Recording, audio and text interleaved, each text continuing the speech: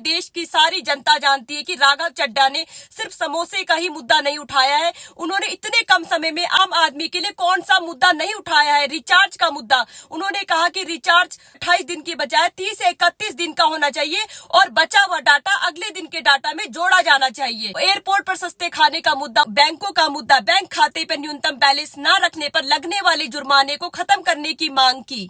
Swiggy और जोमेटो का मुद्दा, उन्होंने कहा कि डिलीवरी बॉयज को एक ऑर्डर पहुंचाने के लिए 15 से 20 रुपए मिलते हैं। इससे उनके पेट्रोल का और बाइक का खर्चा भी नहीं निकलता और उनके पास घर चलाने के लिए बहुत कम पैसे बचते हैं। जो नेता दूसरों के हालात को इतनी बारीकी से समझता है, वो नेता कभी भी गलत नहीं हो सकता।